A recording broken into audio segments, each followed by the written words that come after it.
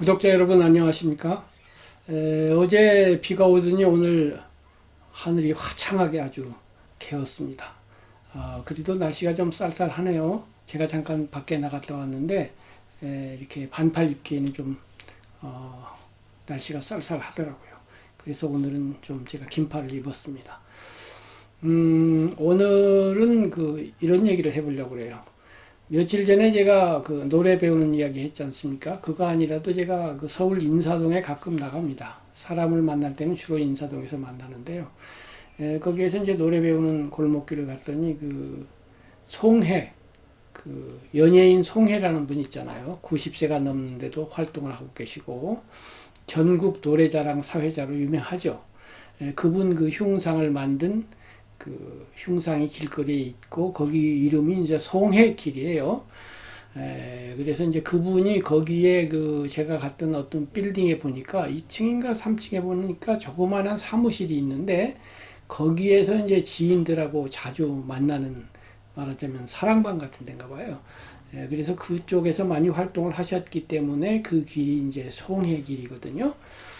그리고 제가 이제 이미자 선생하고 이제 송가인, 최근 뜨고 있는 송가인 가수를 비교해서 올리기도 하고 그러거든요. 그래서 이제 텔레비전 같은데 연예인들이 등장하는데 아주 경력이 많으신 이미자 패티김 또는 이렇게 그런 분, 또 송혜, 연예인, 가수, 배우 이런 분들이 연륜이 많이 쌓이면 거기에 선생님 자를 항상 붙여요. 이미자 선생님 또는 무슨 송혜 선생님 혹은 무슨 신성일 선생님, 이렇게 선생님을 붙이거든요. 이 선생님이라고 하는 단어는 요즘은 이제 모든 경칭이 이렇게 뭐라 그럴까 인플레이션이 돼요, 이것도. 그래서 이제 처음에는 선생님이 아니고 그냥 선생이죠. 선생은 퇴계, 율곡 같은 이런 대학자들에게 붙였던 이름이었죠. 그러다가 이제 교사를 선생님이라고 그러기 시작했고요. 학교에서 이제 학생을 가르치는 교사를.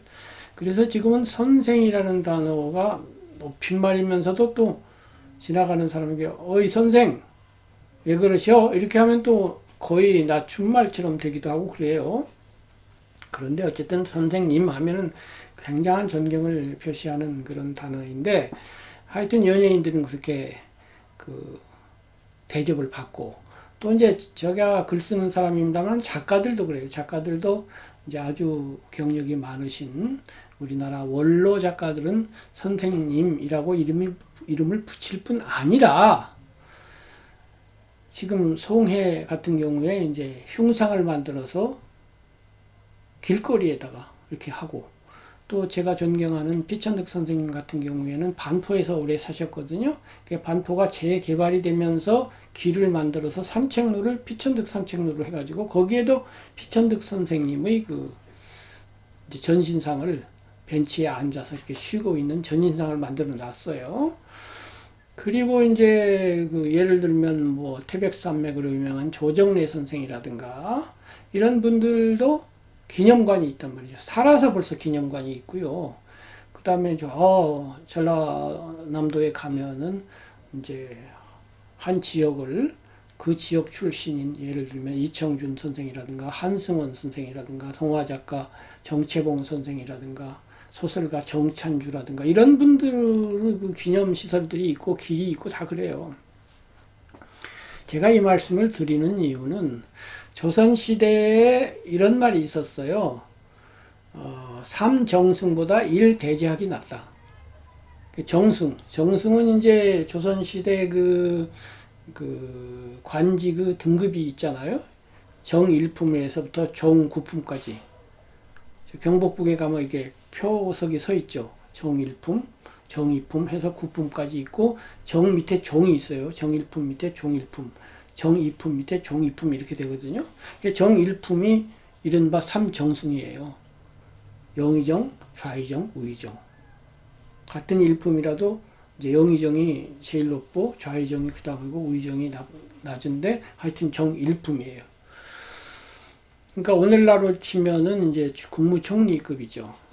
그 다음에 이제 정이품이 이제 판서, 오늘날 장관급이에요. 그 중간에 이제 정일품이 있고요.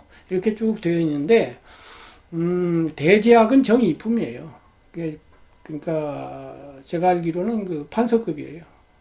그런데 그 정일품인 삼정승보다 낫다는 건 왜 그러냐면은 그 나라 그 학문과 예절을 총괄하는 그 말하자면은 그 관직이면서 동시에 그 명예직이기도 하고 그래요. 그러니까 대제학이 되기 위해서는 관료로서가 아니라 학자와 살아온 삶에 있어서 존경받을 만한 학문적 혹은 인격적 격조를 가지신 분이다 이렇게 돼요. 그래서 그냥 단순히 또 고위 공직자가 됐다 그런 의미가 아니라 국가로부터 이분은 당대의 가장 고결한 학자이자 인격자입니다. 이런 대접을 받는 직위이기 때문에 이제 그 인간의 덕성과 수양을 높이 평가하는 입장에서는 단순히 정치적으로 뭐 세력을 잡고 권력을 잡고 임금에게 잘 보이고 뭐 어쩌고 저쩌고 해서 정일품 그 정승이 되는 것보다 존경받는 그런 학자가 되는 게 낫다 이런 의미에서요. 그러니까 예를 들면 우리가 조선시대에 수많은 일품 영의정, 좌의정, 우의정이 있었잖아요. 수백 명도 넘겠죠.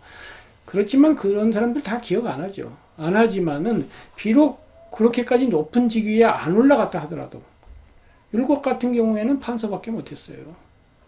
그렇지만 율곡은 기억하잖아요. 그야말로 대제학 내지는 판서라 하더라도 격조 있는 인격자로서 또는 학자로서 율곡을 우리는 기억하는 거예요. 그런 의미에서 보면은 요즘 새로운 신조어 비슷한 게 있는데 3 국무총리보다 1 작가가 낫다 뭐 이런 말도 있어요. 국무총리 지낸 사람이 이제 우리나라 그 건국 이후에 많았지만은 거기도 뭐 수십 명은 당연히 넘겠고 수백 명일 거예요. 거의 기억을 못 해요. 그런데 지금 그 유명한 작가들은 그리고 그 국무총리들을 위해서 무슨 기념관이니 뭐 송해길 같은 길이니 이런 거 만드는 거 저는 기억하는 게 없어요. 아무도 없는 것 같아요. 더러 있을지 몰라요. 초대 뭐 국무총리나 혹은 뭐 이런 아주 중요한 김병로 뭐 대법원장 지낸 그런 분 이런 분들이 법관으로서 이제 존경받는 그런 분들이 한두 번 있어요. 꼭 이제 국무총리만이 아니라 이제 그 국회의장이라든가 국회의원이라든가 혹은 이제 사법부 총수라든가 이런 걸 지내신 분들로서 그렇게 국민들이 존경을 받고 그야말로 아까 말한 선생님으로서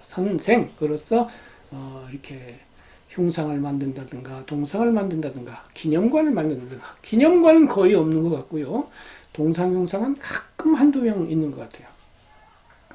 그렇지만 작가로서 그런 대접받는 사람 많고 연예인으로서도 그런 대접받는 사람 많다 이거죠. 그러면 정말 3국무총리가 아니라 30명 국무총리보다 1작가, 1연예인, 1가수, 1배우가 낫다는 말이 성립도 할 것 같아요. 그렇다면은 과연 정말로 나은가 이 말이에요. 일단은 나아요. 일단 왜냐하면은 정치 쪽으로 오다 보면은 우선 파당이 갈려서 반대쪽 사람이 있어요. 이쪽에서는 이승만은 국부다 그러고 이쪽에서는 이승만은 나쁜 사람이야 그러고 이쪽은 박정희 대통령이 우리나라를 이렇게 잘 살게 했는데 그런데 이쪽에는 박정희는 독재자고 아주 나쁜 사람이야 또 이렇게 되거든요. 정치는 항상 그렇게 편가르기가 되기가 쉽고 또 정치라고 하는 것은 하도 복잡한 거기 때문에 옳고 바르고 선하게만 하기가 어려워요. 그러니까 작가로서 그냥 청빈하게 살면서 고결한 삶을 살기는 정치보다는 쉬워요. 정치는 이익을 다투는 것이고 우리나라 5천만 명의 이익을 조정하다 보면 그것이 하도 변수가 많고 복잡하기 때문에 완벽할 수도 없고 고결한 정신만 갖고 할 수도 없어요. 왜냐하면 이익을 다투는 투쟁의 장소니까. 그렇지만 작가는 굳이 뭐 남의 이익을 조정할 필요도 없고 끼어들 필요도 없고 작품 세계 안에서 현실 세계가 아닌 작품 세계 안에서 아주 멋진 세계를 만들어내면 되잖아요. 연예인, 가수 마찬가지예요. 무대 위에서 멋지게 스크린에서 연출된 세계 안에서 멋지게 할 수 있어요.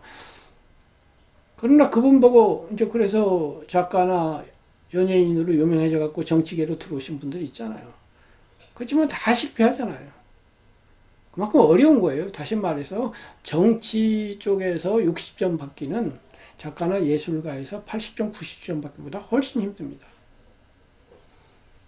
그 점을 감안한다면은 웬만큼 좀 정치 잘 못해도 한 인간으로서 비판은 할 거는 하지만은 이해는 또 해줘야 돼요. 야, 정치계에서 그래도 60점이나 맞았네. 야, 대단하네. 이렇게 말해주는 바가 있어야 돼요. 그래서 제가 지금 그 신문을 하나 가져왔는데, 하나는 이게 한겨레 신문에 노무현 동상 부산 모교회 이렇게 해서 큰 사진이 나오고, 노무현 전 대통령의 모교인 부산 개성구에서 7일 노 전 대통령 동상 제막식이 열렸다. 동상 앞에는 그가 만들고자 했던 사람 사는 세상이라는 글씨가 적혀 있다. 이런 기사는 아니고 이제 사진하고 이렇게 이제 그 밑에 캡션이라고 그러죠. 이렇게 글이 하나 붙어 있어요. 그러면 노무현 대통령도 마찬가지죠. 반드시 이분이 잘하기만 한 건 아니에요. 이분에게도 약점도 있고 마지막에는 그 가족에 대한 무슨 비리 뭐 이래갖고 결국 자살이라고 하는 그 극단적인 선택을 그렇게 하신 분인데, 그러나 또 이분이 잘한 분도 있죠. 잘한 것도 있죠. 사람 사는 세상. 정말 인간답게 우리 살아봅시다 라고 하는 캐치프레이즈를 걸고, 특히 이른바 전라도당에 들어가서 부산 출신으로서 부산에 와가지고 계속 낙선하는데도 우리 지역 타파합시다. 지역 감정 없어야 돼요. 그 패배하거나 말거나 이것은 옳기 때문에, 그리고 계속 나서나면서도 밀어붙인 그런 그 힘, 올바르게 살아보려고 하는 그런 열정, 이런 것들은 굉장히 멋있게 지금도 기억을 하고 있잖아요, 사람들이. 그래서 이분이 100점은 물론 아니에요. 그렇다고 뭐 60점도 아닌 것 같고, 뭐 점수를 굳이 매기자면 몇 점인지는 모르겠어요. 70점인지 80점인지 뭐 모르겠지만은, 그러나 어쨌든 간에 이 정치라고 하는 5천만 명을 대상으로 하는 어마어마한 이익 조정의 장에 뛰어들어서 그 나름대로 멋있는 부분이 있었다 이거죠. 그래가지고 이제 노무현 대통령도 되니까 그것도 국가에서 세운 것은 아니고 그저 모교, 고등학교에서 세운 거예요. 그러니까 정치인에 대한 대접을 우리가 좀 너무 박한 거죠. 저는 좀 그건 개선해야 된다고 봐요. 정치인 60점 맞으면은 연예인 90점 맞은 사람하고 똑같이 선생님 이렇게 불러줘야 된다 이거죠. 네, 그런 의미에서 제가 오늘 지금 우리나라가 현재 지금 이른바 조국 사태를 가지고 양쪽 진영에 나와서 아주 그냥 뭐 치열하게 막 다툰다고 할까, 지금 막 좀 시끄러워요. 시끄러워서 어떤 분들은 막 걱정을 하고 저한테 전화를 해서 이걸 어떻게 바라봐야 합니까? 그래서 제가 한 20분간 설명을 해드렸더니, 그렇잖아도 제가 그 문제가 하도 고민이 돼가지고 그 학자들이 공개 토론을 하는데 갔습니다. 그래서 6분의 우리나라 유명한 교수가 양쪽 진영에 와서 다 대화 토론을 하다가, 근데 선생님 대답하고 똑같은 결론을 내리더라고요. 6분이 이렇게 토론했는데 제가 내린 결론하고 똑같대요. 그리고 그걸 원고로 좀 써주면 제가 그 다도하는, 차 마시는 다도 있잖아요. 다도 잡지를 하는 편집장이신데 거기 실을 테니까 지금 말씀해 주신 걸 똑같이 적어주세요. 이번 토요일까지 써주세요. 그래서 그래 볼까요? 지금 그러고 있는데, 결론은 뭐냐면은 정치가 진보와 보수가 이렇게 이제 경쟁을 하고 있지만은 그 이전에 우리는 인간이다 이거죠. 정치적으로 왼쪽 오른쪽, 종교적으로 이종교 저종교 하기 전에 인간이라고 하는 더 넓은 범주를 잊어버리면 안 된다 이거죠. 인간이라고 하는 기본 베이스를 생각하는, 나무로 치면 뿌리와 줄기를 생각하는 부분하고, 이제 정치, 종교 또 뭐 어떤 분들에서 견해가 달라서 가지로 나뉘는 이 부분하고 두 채널을 운영해야 된다 이거죠. 지성이라는 건 그런 거예요. 그냥 하나만 그 채널을 가지고서 나는 왼쪽이야 너는 오른쪽이야 이것만 가지고 이야기하면 이건 아니에요. 그 얘기하지 말자는 게 아니에요. 얘기해야 되고 논전을 해야 되고 경우에 따라서는 이쪽, 경우에 따라서는 이쪽 맞을 때가 있어요. 둘 다 항상 맞지 않아요. 지금 시대에는 진보가 맞다. 좀 많이 고칠 때다. 이렇게 맞지만 항상 많이 고치기만 해야 되는 것도 아니에요. 근데 지금 이 시기에는 너무 고치다 보니까 막 어지럽고 혼란스럽고 막 정신없어. 그러니까 좀 안정을 추구하면서 이제 좀 차분히 가라앉힐 때다. 그럴 때도 또 있는 거예요. 그 시기적 적절성이 있거든요. 시중이거든요. 때, 시, 가운데중. 때에 적중해야 돼. 그 때가 진보 때일 때는 진보, 보수 때일 때는 보수일이어야 되거든요. 미국이 그래서 좋아요. 확 이쪽으로 쏠렸다가 아, 이거 좀 심하네. 그러면 이쪽으로 갔다가 또 이쪽으로 갔다 이쪽으로 갔다 40%씩 있고 중간 20% 중도층들이 그걸 결정하는 거예요. 아, 지금 너무 막 개혁하다 보니까 막 너무 어수선해. 좀 안정해야 되겠어. 그러면 이쪽으로 조금 넘어가서 51대 49로 이쪽 대통령 뽑고. 아, 그러다가 또 안 돼. 이쪽으로 가고. 하원의원, 상원의원도 거의 5대5예요. 그 정말 너무나 절묘해요. 우리도 좀 그랬으면 좋겠어요. 40대 40으로 있고 중간층이 야, 좀 이건 좀 너무 어지러워. 그러면 안정. 안정은 좋은데 그러다 보니까 부패하고 활력도 없어. 그러니까 보수 이렇게 왔다 갔다 했으면 좋겠어요. 그래서 이건 양쪽이 정답이 어차피 없는 건데 그러나 잊지 말아야 할 기본 베이스는 인간이다 이거죠.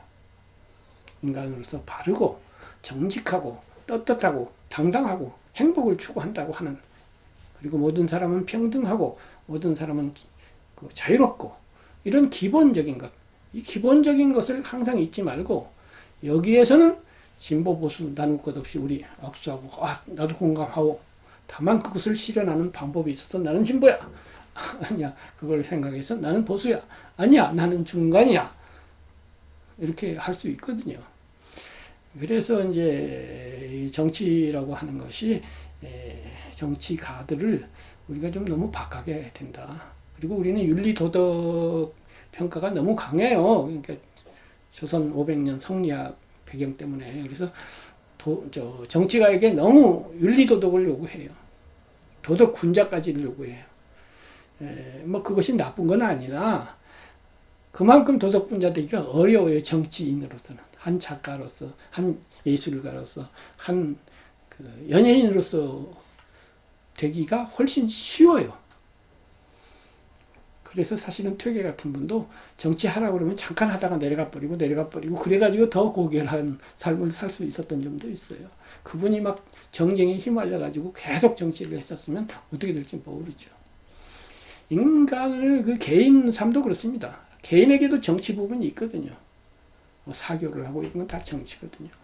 그래서 전에도 말씀드렸습니다만 인간이 100점 될 수는 없고 이제 그렇게 해서 100점을 향해서 조금씩 나아간다는 그런 관점에서 보면 60점에서 61점이 되려고 하는 노력하는 그러한 그 정치인도 박수받아야 된다 이런 생각을 하게 되네요.